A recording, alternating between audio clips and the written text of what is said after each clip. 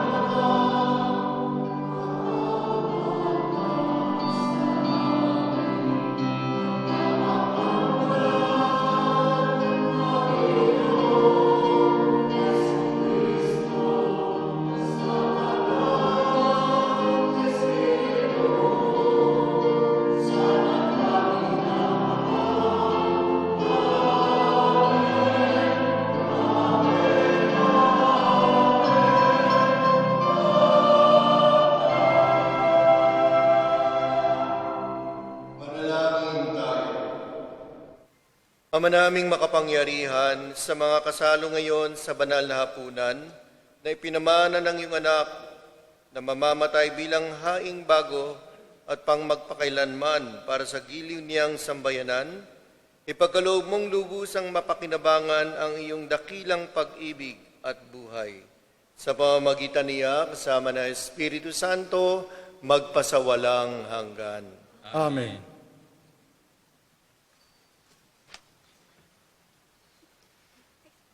Sa unang bahagi ng pagdiriwang, ang pagpapahayag ng salita ng Diyos.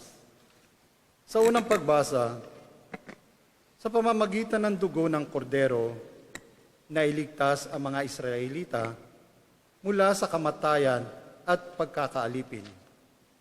Sa pamamagitan naman ng dugo ni Kristo, naliligtas tayo mula sa kamatayan at pagkaalipin sa kasalanan. Pagbasa mula sa aklat ng Exodo. Noong mga araw na iyon, sinabi ng Panginoon kina Moises at Aaron, "Mula ngayon, ang buwang ito ang magiging unang buwan ng taon para sa inyo. At sabihin ninyo sa buong pamayanan ng Israel na sa 10 araw ng buwang ito, bawat puno ng sambahayan ay pipili ng isang kordero o bisirong kambing para sa kaniyang pamilya. Kung maliit ang pamilya at hindi makauubos ng isang buong kordero, magsasalo sila ng kalapit na pamilya na hindi rin makauubos ng isang buo. Ang dami ng magsasalo-salo sa isang kordero ay ibabatay sa dami ng makakain ng bawat isa. Kailangang ang kordero ay lalaki, 1 taong gulang, walang pinsala o kapintasan. Kung walang tupa ay kahit kambing. Aalagaan itong mabuti hanggang sa 14 ng buwan at sa kinagabihan, sabay-sabay na papatayin ng buong bayan ang kani-kanilang kordero. Kukuha sila ng dugo nito at ipapahid sa mga hamba at sombrero ng pintuan ng bahay na kakainan ng kordero. Sa gabi ring iyon, lilitsunin ito at kakanin kasama ng tinapay na walang libadura at ng mapapait na gulay. Ganito naman ang magiging ayos ninyo sa pagkain nito. Nakabigkis, nakasandalyas, at may tangang tungkod. Dali-dali ang inyong pagkain nito. Ito ang Paskwa ng Panginoon. Sa gabing yaon, lilibutin ko ang buong Ehipto at papatayin ang lahat ng panganay na lalaki, maging tao o hayop man. At parurusahan ko ang lahat ng Diyos-Diyosan sa Ehipto. Ako ang Panginoon. Lalampasan ko ang lahat ng bahay na makita kong may pahid na dugo at walang pinsalang mangyayari sa inyo sa pagpaparusa ko sa buong Ehipto. Ang dugo ang siyang magiging palatandaan na Israelita ang nakatira sa bahay na iyon. Ang araw na ito ay ipagdiriwang ninyo magpakailanman bilang pista ng Panginoon. Ang salita ng Diyos. Salamat sa Diyos. Salmong tugunan, sa kalis ng pagbabasbas, si Kristo ang tinatanggap. Sa kalis ng pabasbas, si Kristo ang tinatanggap. Sa Diyos ko at Panginoon, anong aking ihahandog? Sa lahat ng kabutihan na sa akin ay kaloob. Ang handog ko sa dambana ay inumin na masarap, bilang aking pagkilala sa ginawang pagliligtas. Sa kalis ng pagbabasbas, si Kristo ang tinatanggap. Masakit sa kalooban ng puon kung may papanaw. Kahit ito ay iisa, labis siyang magdaramdam. Katulad ng aking ina, maglilingkod akong lubos. Yamang ako'y iniligtas, hinalinga at tinubos. Sa kalis ng pagbabasbas, si Kristo ang tinatanggap. Ako ngayon maghahandog ng haing pasasalamat. Ang handog ko'y panalangin, sa iyo ko ilalagak.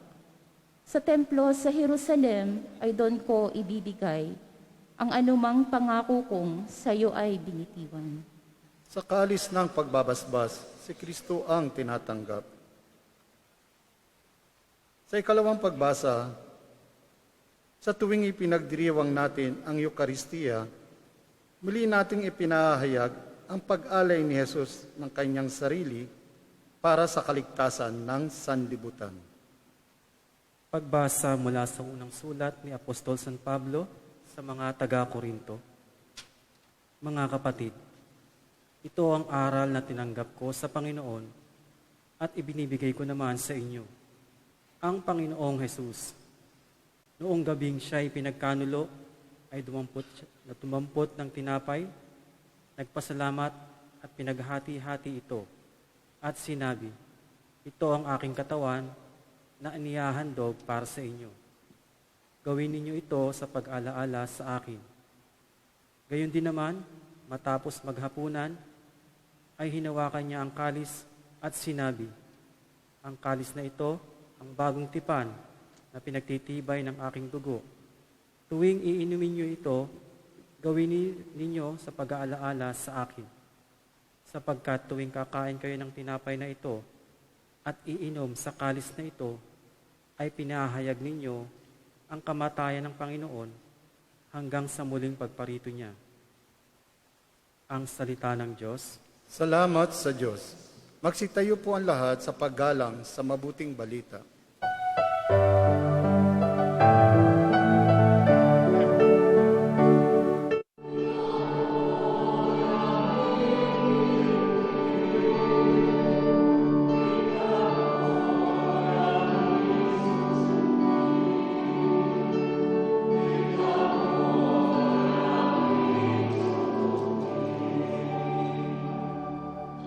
Sabay-sabay po natin pagkasin.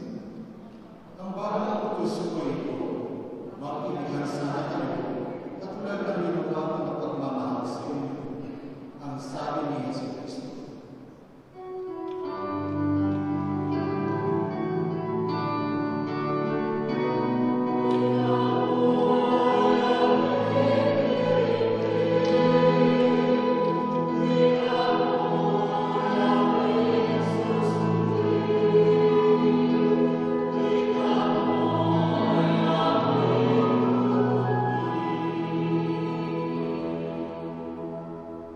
Sumainyo ang Panginoon at sumainyo rin ang pagbasa sa mabuting balita ng Panginoon ayon kay San Juan.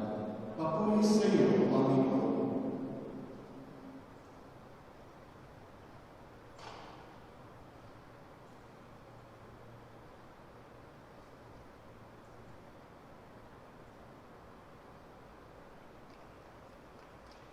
Bispiras na ng Paskwa, nagkala ni Jesus na dumating na panahon ng kanyang paglisan sa sanlibutan ito upang bumalik sa Ama. Mahal niya ang kanyang mga tagasunod na nasa sanlibutan at ngayon makikita niya kung hanggang saan ang kanyang pag-ibig sa kanila. Naghahapunan si Jesus at ang mga alagad na isinita ng Diablo sa isip ni Judas, anak ni Simon Iscariote, ang pagkakanulo kay Jesus. Alam ni Jesus na ibinigay na sa kanya ng Ama ang buong kapangyarihan. Alam din niya siya'y mula sa Diyos at babalik sa Diyos. Kaya nang sila'y naghahapunan, tumindig si Jesus. Nagubad ang kanyang panlabas na kasuotan at Nagpigkis ng tuwalya. Pagkatapos, nagbuhos siya ng tubig sa palanggana at sinimulang hugasan ng paa ng mga alagad at punasan ng tuwalyang nakabigkis sa kanya. Paglapit niya kay Simon Pedro, tumutol ito. Panginoon, sabi niya, di yata't kayo pa ang maghuhugas ng aking mga paa. Sumagot si Jesus, hindi mo naunawaan ngayon ang ginagawa ko, ngunit maunawaan mo rin pagkatapos. Sinabi sa kanya ni Pedro, hindi ko po pahuhugasan sa inyo ang aking mga paa. Kung hindi kita hugasan, wala kang kaugnayan sa akin. Tugon ni Jesus. Kaya't sinabi ni Pedro, Panginoon, hindi lamang po ang mga paa ko, kundi pati ang aking kamay at ulo. Ani Jesus, maliban sa kanyang mga paa, hindi na kailangang hugasan pa ang naligo na, sapagkat malinis na ang kanyang buong katawan. At malinis na kayo, ngunit hindi lahat, sapagkat alam ni Jesus kung sino ang magkakanulo sa kanya.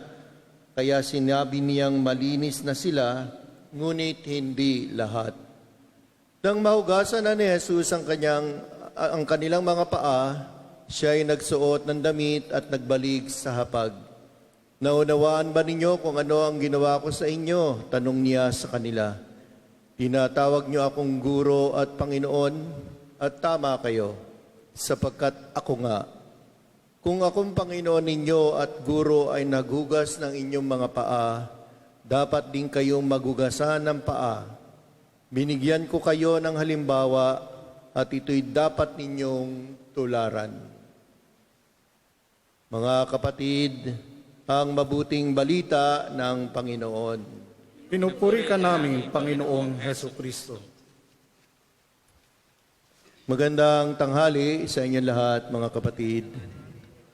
So welcome sa ating pagdiriwang ng tinatawag nating Triduum, sabi nga ni Brother Albert. O yung Triduum sa Latin. Kaya ang ibig sabihin niyan, yung tatlong mahalagang araw sa mga mahal na araw. Kasi nagsimula ang mga mahal na araw noong linggo ng Palaspas. So yung tatlong mahalaga ay Huwebes Santo, Biyernes Santo, at Sabado Santo. So, ibig sabihin, we have to, sabi nga makiisa sa mga pagdiriwang. Kaya lang limited ngayon. Ang oras, diba? Yung sitwasyon, yung iba nga po sa ating bansa, sa Pilipinas, online na lang po ngayon. Konti na lang na simbahan ang may mga tao. Kasi nga po dahil sa corona. Alam nyo itong nangyayari sa atin, it is part of, sabihin na natin, ng paghihirap ng tao. Totoo naman nung mahirap. Mahirap magkaroon, mahirap yung mawalan din ng trabaho kapag, alam nyo na yun, na lockdown, etc.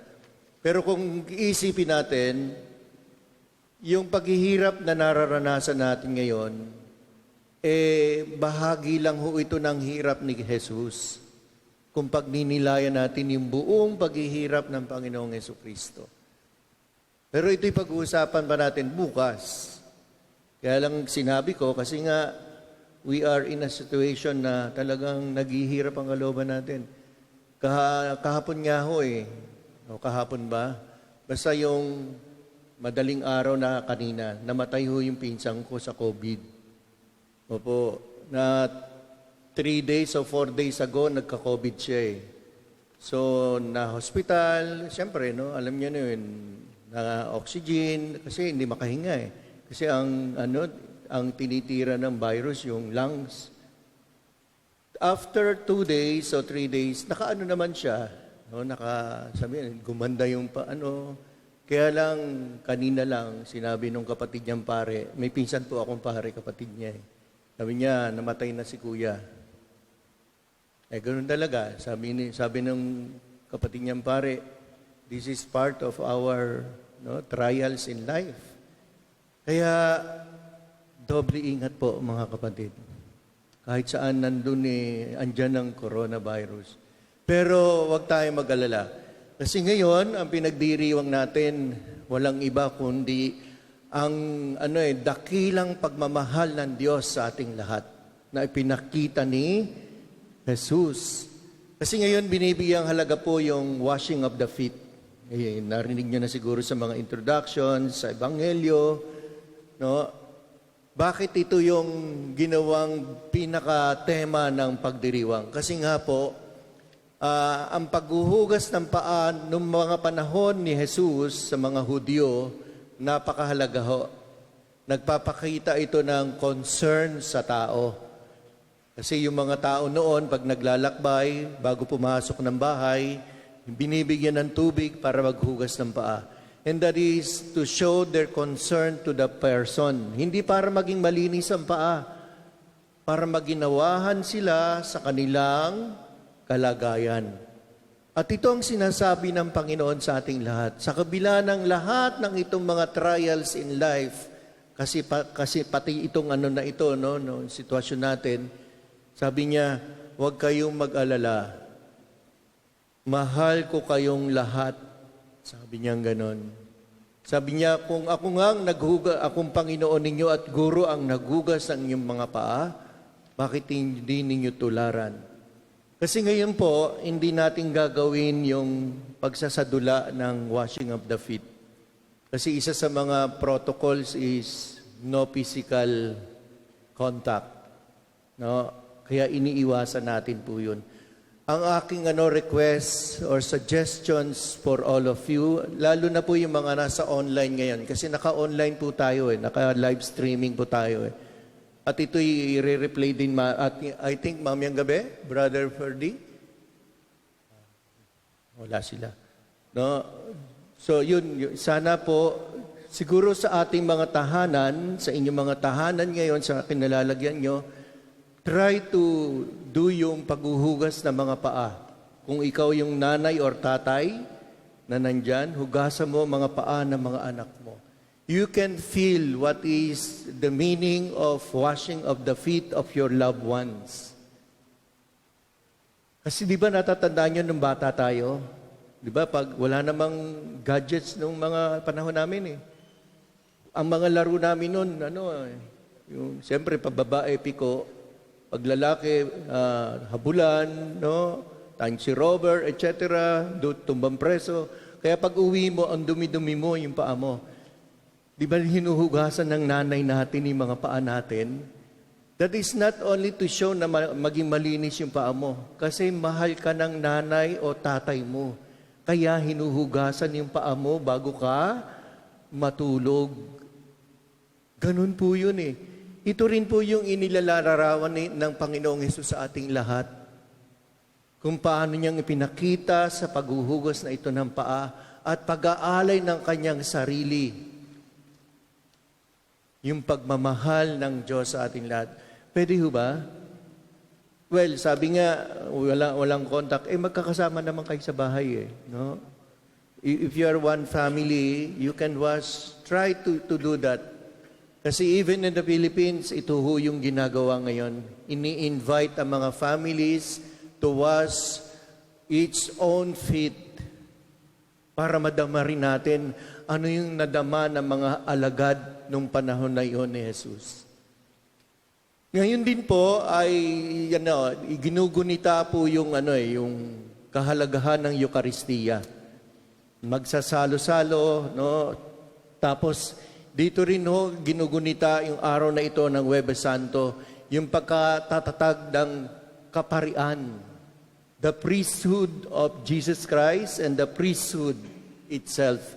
Kaya ngayong araw na buong ito, anniversary po naming mga pare. Opo, ngayong araw na ito. Kaya kita nyo may papuri, may luwalhati sa Diyos.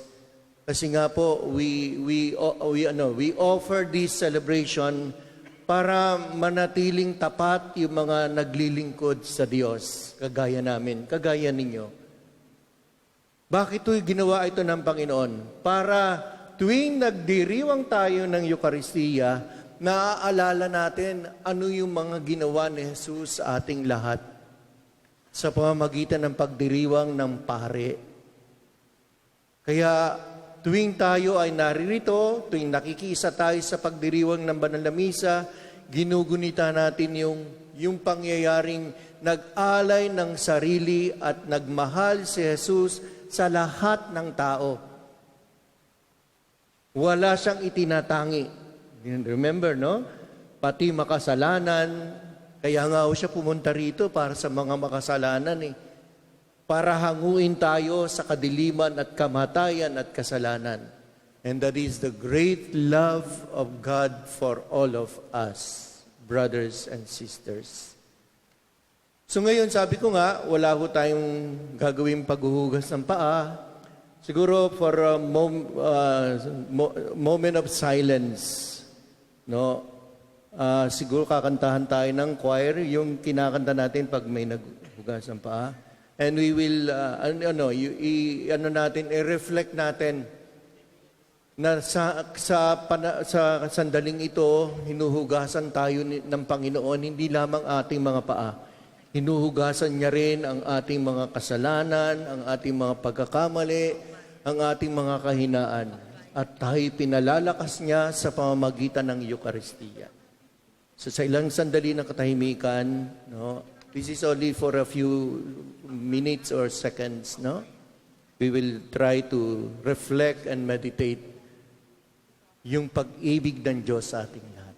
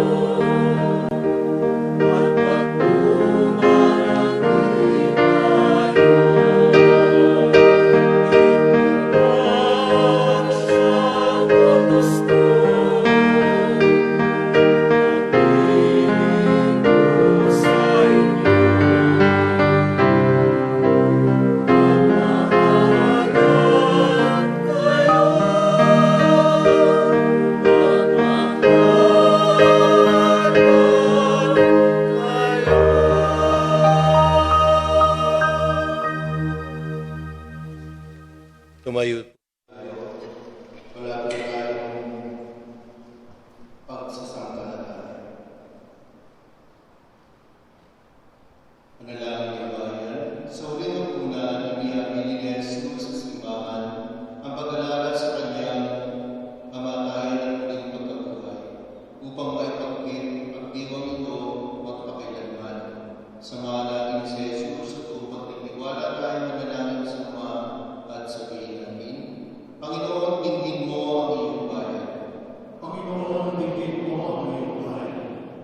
Nawa ang Santa Teresa sa pagdiriwang at pagsasabuhay ng mahal na Diyos ay laging makapagpatid sa mga araw at pag-ibig ni Kristo sa lahat ng tao.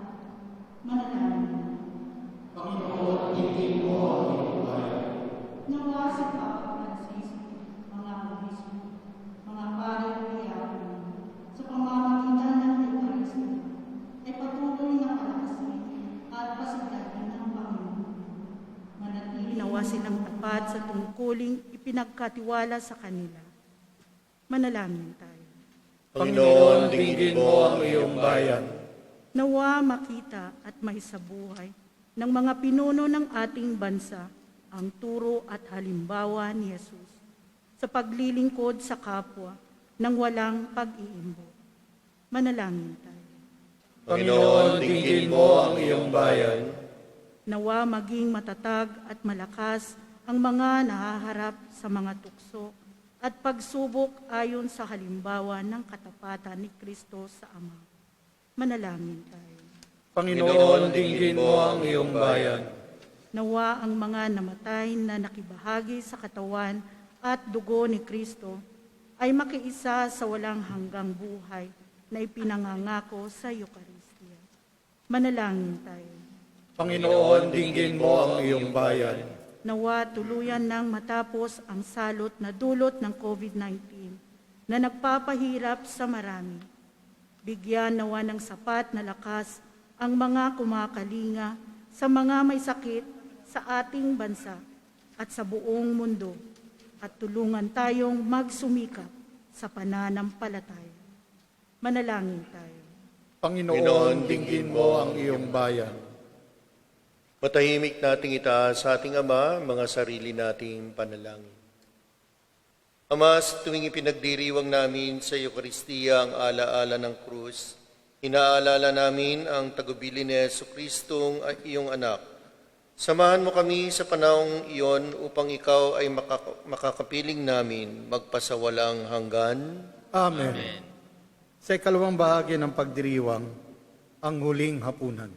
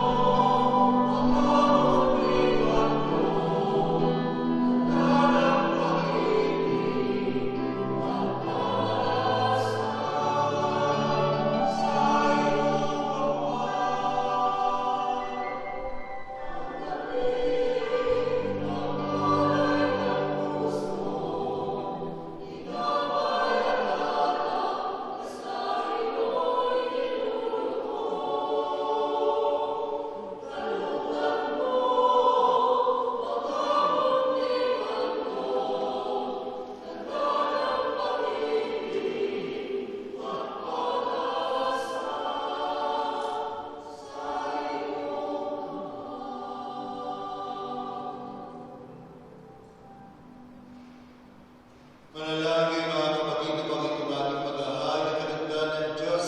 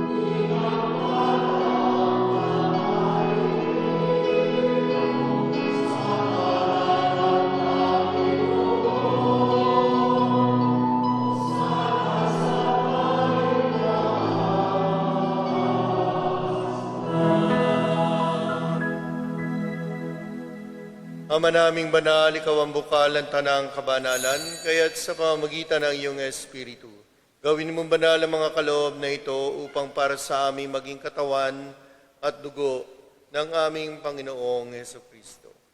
Bago niya pinagtiisa ang kusang loob na maging handog, hinawakan niya ang tinapay, pinasalamatan kaniya, pinaghati-hati niya iyon, iniabot sa kanyang mga alagad at sinabi, "Tanggapin ninyong lahat ito at kanin, ito ang aking katawan na ihandog para sa inyo."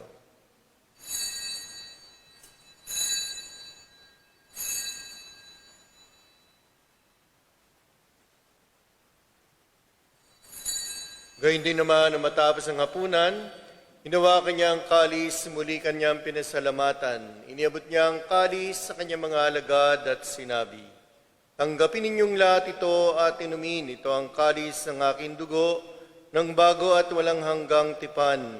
Ang aking dugo na ibubuhos para sa inyo at para sa lahat sa ikapagpapatawad ng mga kasalanan. Gawin ninyo ito sa pag-aalaala sa akin."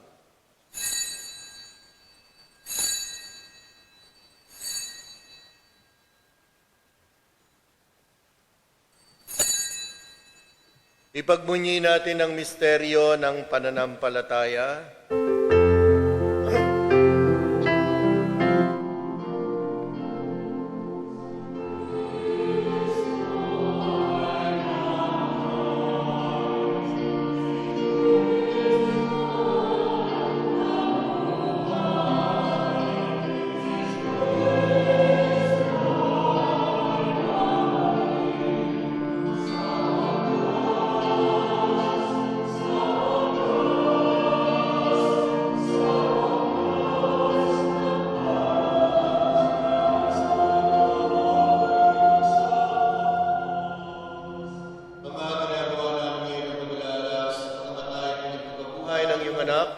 Kaya tinialay namin sa iyo ang tinapay na nagbibigay buhay at ang kalis na nagkakaloob ng kaligtasan. Kami nagpapasalamat dahil kami yung minarapat na tumayo sa harap mo para maglingkod sa iyo. Isinasamo namin kami magsasalo-salo sa katawan at dugo ni Kristo ay mabuklod sa pagkakaisa sa pamamagitan ng Espiritu Santo. Ama, lingapin mo ang iyong simbahang laganap sa buong daigdig. Puspusin mo kami sa pag-ibig kay San Francisco na aming Papa, at ni Paulo na aming tagapangasiwa at ng Tanang Kaparian. Alalahanin mo rin ang mga kapatid namin na himlay nang may pag-asang sila'y muling mabubuhay, gayon din ang lahat ng mga pumanaw. Kawaan mo sila at patuloyin sa iyong kaliwanagan. Kawaan mo at pagindapating kaming lahat na makasalo sa iyong buhay na walang wakas, kaysa ng mahal na Birheng Maria na ina ng Diyos, ni San Jose na kanyang esposo, ng mga apostol at ng lahat ng mga banal na namuhay dito sa daigdig ng kalugod-lugod sa iyo. Maipagdiwang nawa namin ang pagpupuri sa ikararangal mo sa pamamagitan ng iyong anak na aming Panginoong Hesukristo. Sa pamamagitan ni Kristo, kasama niya at sa Kanya, ang lahat ng parangal at papuri ay sa iyo, Diyos Ama makapangyarihan, kasama ng Espiritu Santo, magpasawalang hanggan.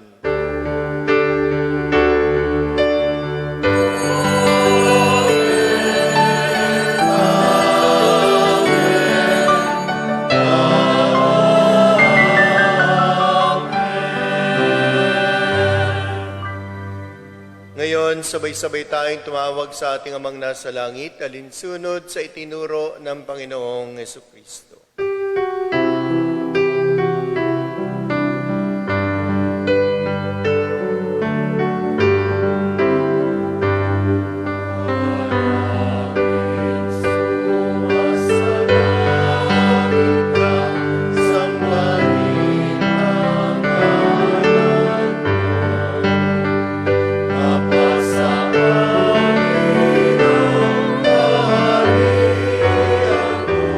So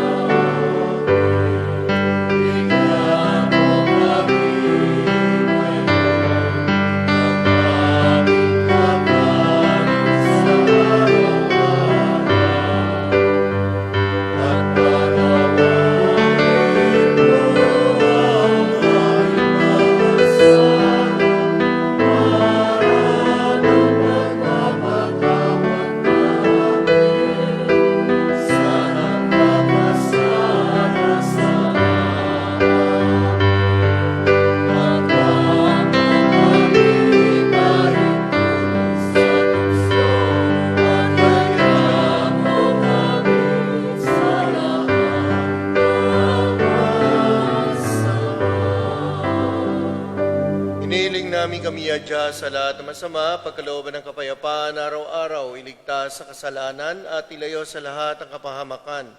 Samantalang aming pinananabikan ang dakilang araw ng pagpapahayag ng tagapagligtas naming si Yesu Kristo.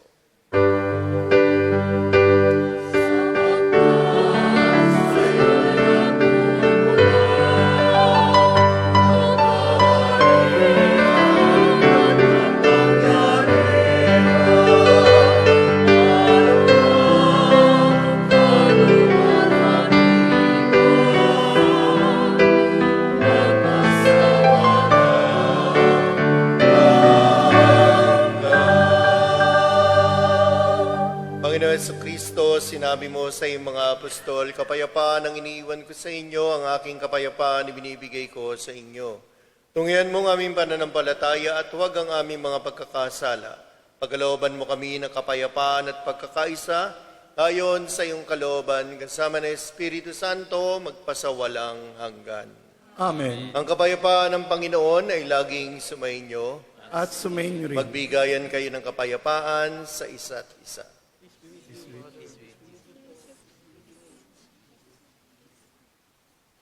Kordero ng Diyos na nag-aalis ng mga kasalanan ng sanlibutan, maawa ka sa amin. Kordero ng Diyos na nag-aalis ng mga kasalanan ng sanlibutan, maawa ka sa amin. Kordero ng Diyos na nag-aalis ng mga kasalanan ng sanlibutan, ipagkaloob mo sa amin ang kapayapaan.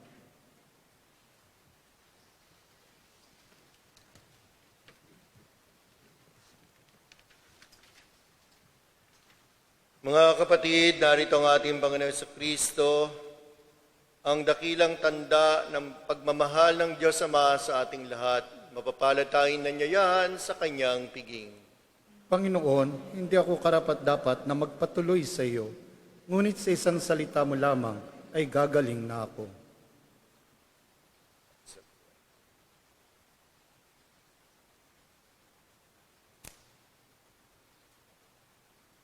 Ang katawan ni Kristo, Amen.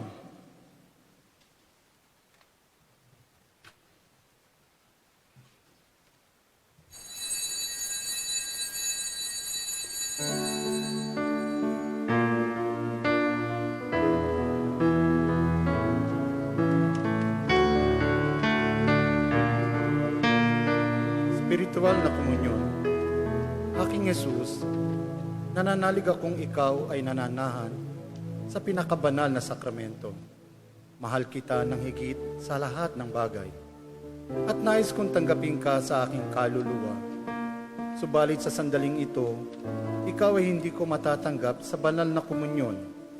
Naway tanggapin kita ng espiritual sa aking pagnanais na ito at pumasok ka sa aking puso. Niyayakap kita na parang naririto ka na sa akin at pinagkakaisa ko ang aking sarili sa iyo. Huwag mong hayaan ako ay mawalay sa iyo. Amen. Ninanais ko po, Panginoon, na tanggapin kayo na may kalinisan, kapakumbabaan, at debosyon tulad ng pagtanggap sa iyo ng banal na Inang Maria at sa diwa ng pananalig ng mga santo. Amen.